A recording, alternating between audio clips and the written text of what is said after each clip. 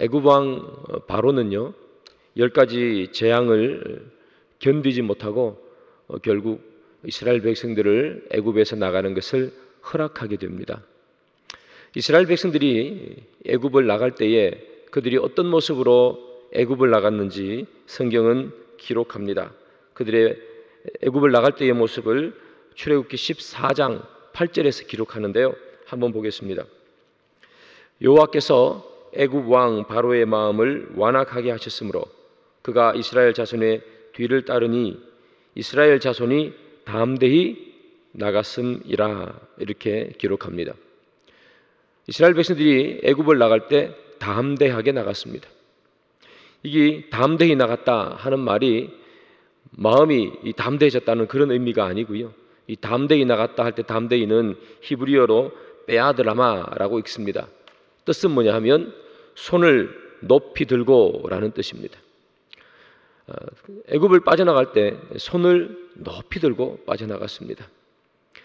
이때 손을 높이 들고는 어떤 의미인가 하면 우리가 마치 전쟁에서 승리했을 때 기쁘고 즐겁지 않습니까? 그러면 기쁨의 또 즐거움의 그런 표현입니다. 손을 들고 즐거이 노래 부르며 기쁨 그것을 표현할 때 베아들라마라로 손을 높이 들고 하는 오늘 본문의 내용이죠. 마치 이스라엘 백성들이 애굽과의 또는 바로와의 전쟁에서 이긴 것처럼 기쁘고 즐겁게 자기의 살던 곳을 빠져나간 것입니다. 우리가 생각해 보면 400년을 종으로 살았습니다. 그리고 지금도 종으로 살고 있으며 억압받고 살았겠죠. 그것을 이겨내고 나가니까 얼마나 기쁘고 또 얼마나 즐겁겠습니까? 기쁨의 노래, 즐거움의 노래를 한껏 부르며 손을 들고 기쁨을 표시하며 나간 것이지요. 그런데 여러분, 이들이 이렇게 즐거워하며 빠져나가는 것을 바라보았던 애굽 사람들의 심정이 어떨까 한번 생각해 보시기 바랍니다. 이전까지 종으로 있던 사람들이 빠져나간 것입니다. 그러나 그에 대한 아쉬움은 그렇게 많지는 않았습니다.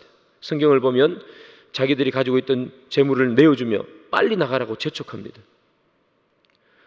종으로 있던 사람들이 이제 종으로 쓸 수 없다는 안타까움 그런 마음은 아니었습니다만 그들의 마음속에 기쁨과 즐거움으로 나가는 이스라엘 백성들을 보면서 마음이 아팠고 힘들었습니다. 왜냐? 애굽 사람들의 장자가 다 죽었지 않습니까? 유월절 사건이 있을 때에 이스라엘 백성들은 유월절 사건 이후에 이 바로의 마음이 변해서 기쁨으로 즐거움으로 나갔지만 그러나 애굽 사람들 입장에서 보면 장자가 다 죽었단 말이에요. 그러니까 그 당시에 애굽에 살던 사람 거의 대부분의 집에 다 장례를 치르고 있었겠죠. 상이 났단 말이죠. 그것도 누가 죽었냐? 애지중지 키워오던 그 집의 첫째 아들 장남이 다 죽어버렸습니다.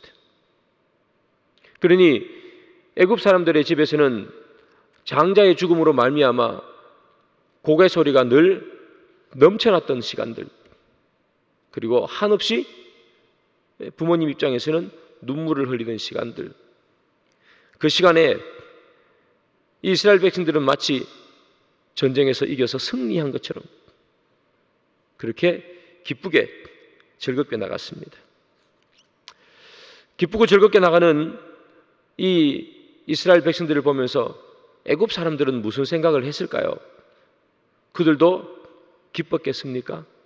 즐거웠겠습니까? 아니면 마음이 힘들고 마음이 무너질 것 같았습니까? 히브리어 문법 중에 와우 접속법이라는 문법이 있습니다. 이건 어떨 때 쓰는가 하면 문장이 이렇게 두 개가 있잖아요. 첫 번째 문장이 기록되고 난 다음에 두 번째 문장 요 앞에 와우 접속사를 쓰는 겁니다. 그러면 뜻이 이렇게 됩니다. 여러 가지 뜻이 있는데 대표적인 뜻은 첫 번째는 우리나라 말로는 그리고라는 뜻입니다. 뭐뭐 했습니다. 그리고 이것도 했습니다. 두 문장을 연결할 때 쓰죠. 그리고라는 단어로.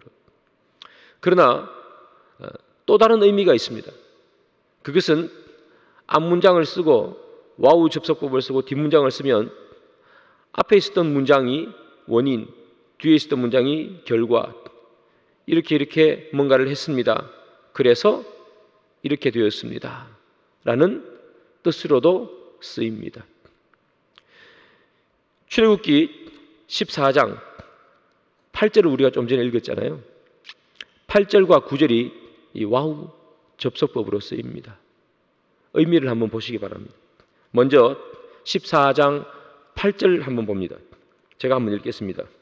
여호와께서 애굽 왕 바로의 마음을 완악하게 하셨으므로 그가 이스라엘 자손의 뒤를 따르니 이스라엘 자손이 담대히 나갔습니다. 그죠? 담대히 나갔습니다. 그 다음 와우 나오는 겁니다. 즉 담대히 나갔습니다. 그래서 이렇게 되었습니다 하는 것을 쓰는 거예요. 담대히 나가서 어떻게 되었을까? 9절에 애굽 사람들과 바로의 말들, 병거들과 그 마병과 그 군대가 그들의 뒤를 따라 바알스본 맞은편 비아이롯 곁 해변 그들이 장막 친 데에 미치니라. 이렇게 되어 있습니다. 이스라엘 백성들이 담대히, 즉 다시 말하면 손을 높이 들고 기쁨의 노래, 즐거움의 노래를 부르며 나갔습니다. 그래서 어떻게 됐습니까? 바로가 마음을 돌이켜 군대와 마병을 보냈습니다.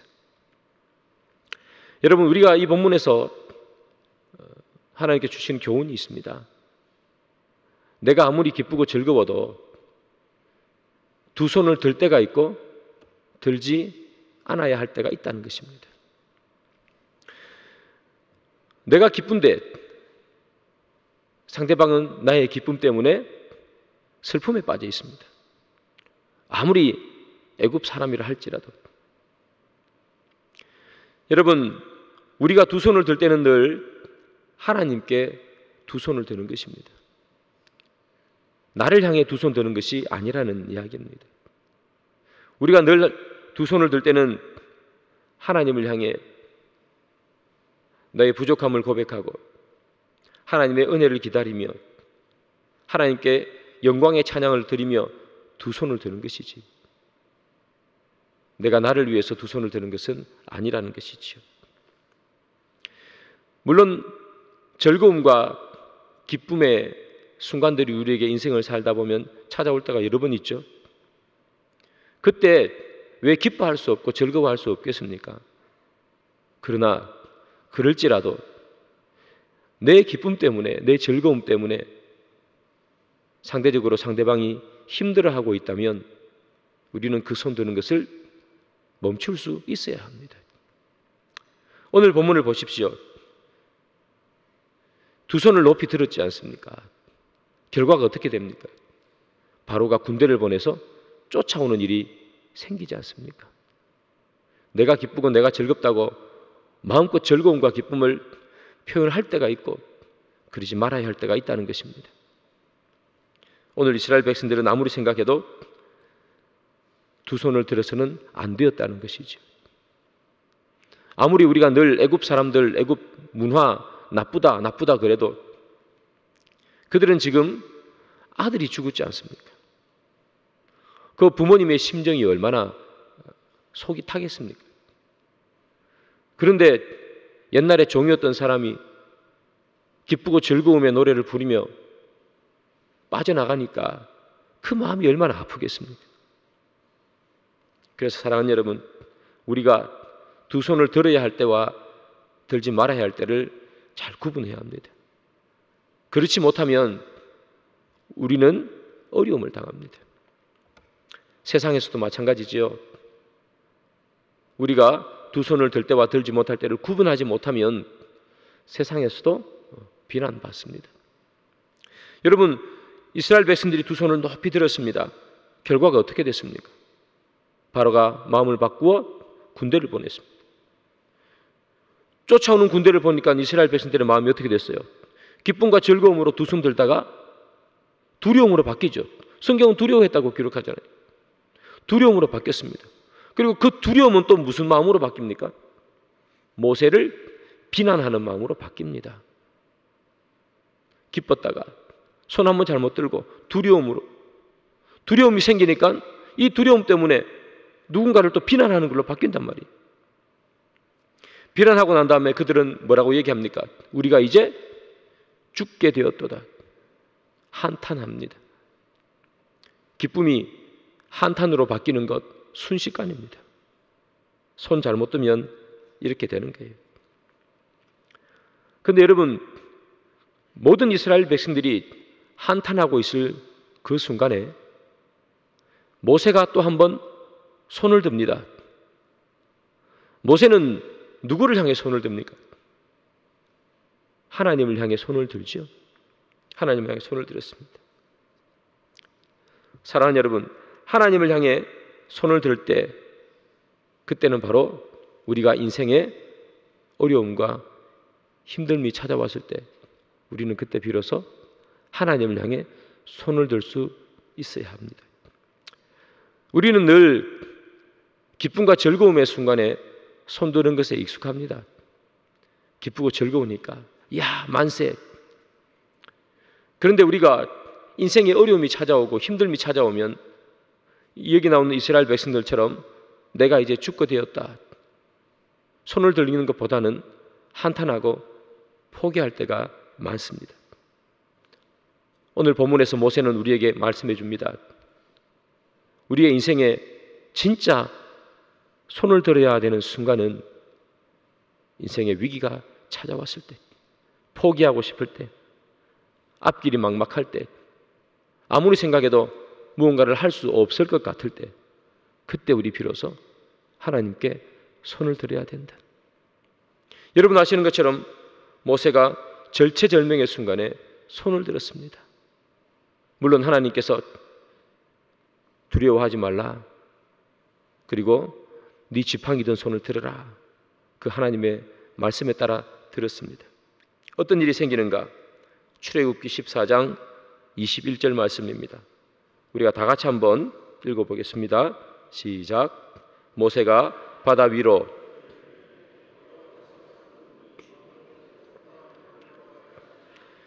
물이 갈라져 바다가 마른 땅이 된지라. 절체절명의 순간이었습니다. 이스라엘 백성들이 자기를 향해 손을 들었잖아요. 만세, 나는 이제 더 이상 종살이 하지 않아도 된다. 만세, 나는 이제 더 이상 억압받지 않아도 된다. 자기를 향해 손을 들면 어려움이 찾아옵니다. 우리의 두 손은 나를 위해서 들라고 있는 손이 아니라 주를 위해 들라고 있는 손입니다. 모세가 주를 위해 손을 들었습니다. 어떤 일이 생겼습니까? 이스라엘 백성들을 가로막고 있던 장애물이 제거됩니다. 자기를 향해 비난하던 모든 이스라엘 백성들의 비난이 멈추어집니다. 하나님을 향해 손을 들면 우리 인생의 장애물이 해결되는 줄 믿으시기 바랍니다. 그런데 사랑하는 여러분, 모세가 위기의 순간에 손을 들었습니다. 누가 홍해가 갈라질 줄 알았겠습니까? 아무도 몰랐을 것입니다. 기적이 일어납니다. 문제가 해결됩니다. 그런데 사랑하는 여러분, 홍해가 갈라지는 이 사건, 이 기적을 바라보면서 우리가 받아야 할 영적 교훈이 두 개가 있습니다. 첫 번째는 뭐냐? 홍해만을 바라보지 말아야 된다는 사실입니다. 성경을 한번 읽습니다. 출애굽기 14장 19절 20절입니다. 이스라엘 진 앞에 가던 하나님의 사자가 그들의 뒤로 옮겨가매 구름 기둥도 앞에서 그 뒤로 옮겨 애굽 진과 이스라엘 진 사이에 이르러 서니 저쪽에는 구름과 흑암이 있고 이쪽에는 밤이 밝음으로 밤새도록 저쪽이 이쪽에 가까이 못하였더라. 여러분, 하나님께서 모세가 손을 드니 홍해를 갈라주셨지 않습니까? 그런데 이 홍해를 가르기 전에 하나님께서 먼저 하신 일이 있습니다. 그게 방금 읽었던 19절, 20절 두 절입니다. 애국 군대가 쫓아옵니다. 그때 하나님께서 뭘 하시는가? 하나님의 사자가 이스라엘 백성들 앞에 있다가 이스라엘 백성들 행렬 제일 뒤로 갑니다. 구름 기둥도 이스라엘 백성들 행렬 제일 뒤로 갑니다. 즉 다시 말하면 이스라엘 백성과 쫓아오는 애국 군대 사이에 가 있는 것입니다. 그래서 애국 군대가 이스라엘 군대를 쫓아오지 못하도록 막아주셨습니다. 구름 기둥이 거기에 있어서 그쪽은 깜깜하게 만들어 버렸습니다. 그래서 못 오게 만들어 버렸다는 사실입니다. 사랑하는 여러분, 우리는 언제나 내 상황이 해결되는데 모든 초점을 두고 있습니다. 그래서 홍해가 앞에 있으면 홍해가 언제 갈라지나, 이 홍해 언제 갈라지나 홍해만 눈이 빠지도록 바라보고 있습니다. 내 문제가 언제 해결되나 우리는 늘 그것만 눈 빠지게 바라봅니다. 그러나 하나님께서 홍해 갈라지기 전에 먼저 하시는 일이 있습니다. 그것은 뭡니까? 애국 군대를 막아준다는 얘기입니다. 즉 다시 말하면 이것입니다. 여러분, 우리는 언제나 우리의 현 상황에 초점을 맞춥니다. 그 원인에 대해서는 잘 살펴보지 않습니다. 내가 힘듭니다. 이 힘든 것이 해결되기만을 바라지 왜 이 힘든 일이 찾아왔을까? 왜 나에게 이런 어려움이 찾아왔을까? 그 원인에 대해서는 잘 생각하지 않습니다. 내가 무엇을 잘못했길래? 우리는 원인에 대해서 생각하지 못합니다. 지금 내 당하고 있는 이 상황이 너무나 힘들기 때문에 이것만 해결되기를 늘 바랍니다. 우리의 기도도 그렇습니다. 하나님 이것만 해결해 주십시오라고 늘 바랍니다. 그런데 여러분, 원인을 제거하지 못하면 이 문제가 지금 해결될지라도 또 똑같은 일이 생기지 않겠습니까? 이스라엘 백성들이 지금 홍해 앞에서 아무데도 가지 못하고 두려워 떨며 서로 비난하고 있지 않습니까? 왜 이런 일이 생겼습니까? 원인이 무엇입니까? 애국 군대가 쫓아왔기 때문 아닙니까? 홍해가 갈라지지 않아가지고 그들이 두렵고 떨린 게 아닙니다. 애국 군대가 쫓아오는 모습을 보고 두렵고 떨렸습니다. 그러면 무엇을 먼저 제거해야 합니까? 홍해를 갈라지게 하는 것이 무엇이 먼저입니까? 애국 군대가 쫓아오지 못하게 하는 것이 먼저입니까? 홍해가 갈라지면 뭐 합니까? 애국 군대가 계속 쫓아오면 똑같이 두렵고 떨리는데요. 홍해가 갈라지는 것이 먼저가 아닙니다. 우리는 늘 그렇게 생각합니다. 홍해가 갈라져야 되는데 왜 안 갈라지나? 이 문제가 해결돼야 되는데 왜 이 문제가 해결 안 되나? 그러나 하나님은 그 문제 해결하는 것보다 먼저 앞서서 뭘 하시는 거예요? 원인을 제거하시는 거예요. 사랑하는 여러분, 우리가 하나님 앞에 이 모습이 있어야 합니다. 내 앞에 당장 닥쳐온 이 문제 해결하는 것 너무나 중요하죠. 그러나 도대체 이 문제가 왜 왔는가? 그것을 볼 수 있는 눈이 있어야 한다는 것입니다. 우리는 홍해가 갈라지면 손을 듭니다. 기쁘고 즐겁다. 드디어 홍해가 갈라졌구나. 그러나 하나님께서 우리에게 원하시는 것은 무엇입니까? 홍해가 갈라지지 않아도 하나님께서 나를 위해서 이 아픔과 이 고통의 원인을 제거하고 계십니다. 그 원인을 제거하고 있는 하나님을 향해 두 손 들기를 원하시는 겁니다. 사랑하는 여러분, 홍해가 갈라지지 않아서 지금 마음이 답답하고 힘드십니까? 하나님께서 지금 무엇을 하고 계십니까? 하나님은 쉬거나 놀지 않습니다. 우리는 홍해가 갈라지지 않으면 하나님이 나를 위해서 아무것도 안 한다고 생각합니다. 그러나 하나님은 홍해가 갈라지기 전에 애국 군대를 먼저 막아주셨습니다.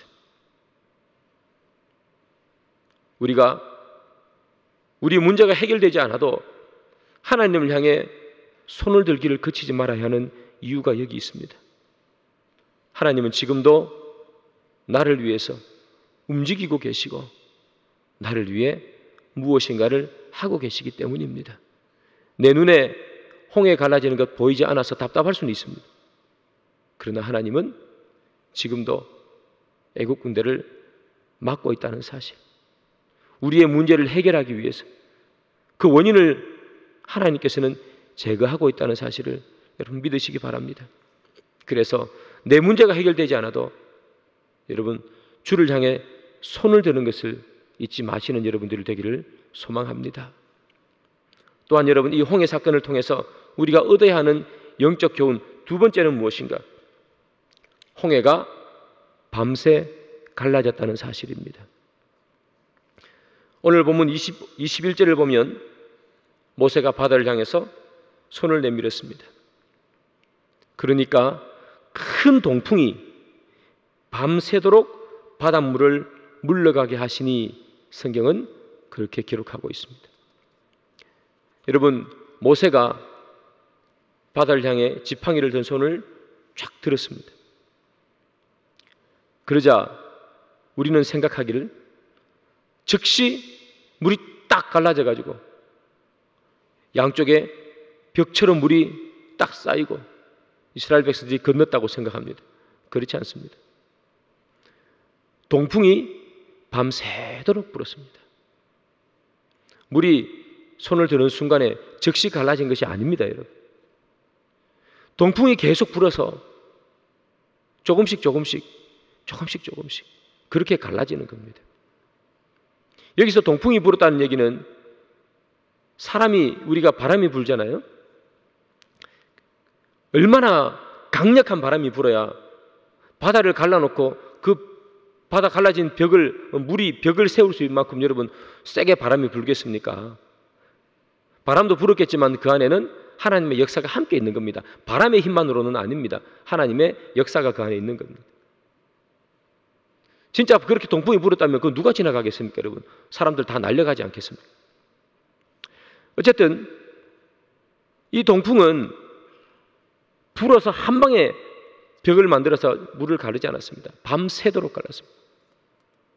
여러분, 조금씩 갈라지는 그 홍해를 보면서 이스라엘 백성들의 마음이 어땠을까요?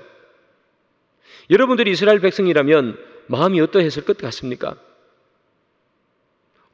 물이 갈라지네? 감사하다. 그런 생각했겠습니까? 저는 그렇지 않았을 것 같습니다. 초조하고 답답했을 것 같습니다. 애국 군대가 쫓아오는 걸 봤잖아요. 물론 하나님께서 구름 기둥을 뒤로 보내서 막고 있지만 그들의 마음속에는 애국 군대가 쫓아온다는 생각을 지우지 못합니다. 빨리 홍해가 갈라져야 되는데, 빨리 무슨 기적이 일어나야 되는데, 모세 선생님이 두 손을 쫙 펴니까 뭔가 강력한 바람이 불어서 뭔가 홍해에 뭔가 일이 일어나는데 갈라지는 것 같은데